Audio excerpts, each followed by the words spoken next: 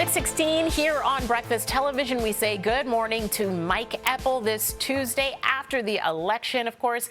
And we are going to take a look at business news now. We're going to actually get right into it because we have a shorter amount of time here. Yep.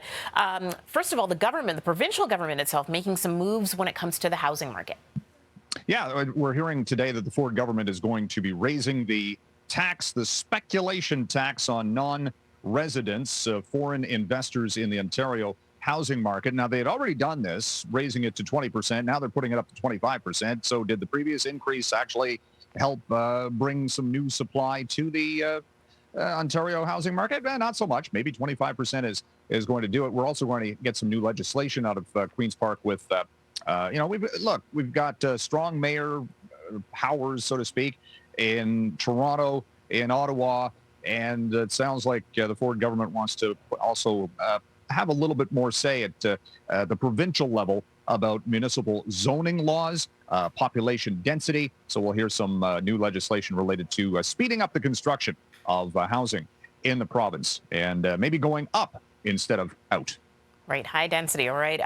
When we go now to federal politics, the Liberals looking to invest about $1 billion in a new reactor here in the GTA. Yeah, an announcement coming out of Darlington coming up later today. Toronto Star exclusive this morning that the Trudeau government through the Canada Infrastructure Program will be putting $1 billion into what's known as a small modular reactor project at Darlington and might be up and running by 2029.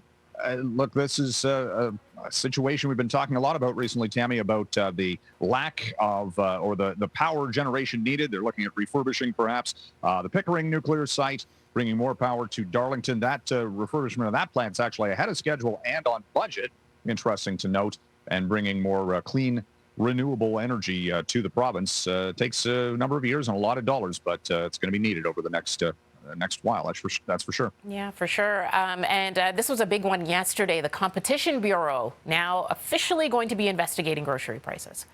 Yeah, this is interesting about bringing the idea of, they say their mandate is to help government figure out policy, maybe to increase competition. There are, a lot of brands, but not overall a number of owners in the grocery sector in Canada. The Competition Bureau basically, don't forget, they did get the grocery companies on that bread price fixing scheme a few years back. So they do have some merit in this investigation. It's been something that's been called for by, over the past little while here in Ottawa, and now seeing some moves on this with grocery inflation. It's almost 11% year over year. Prices going up. People want to see something done about it. Price going up as well if you subscribe to any kind of Apple streaming service. Yeah, they're raising prices for the first time on Apple Music and Apple TV Plus, going up anywhere from $1 to $3 a month.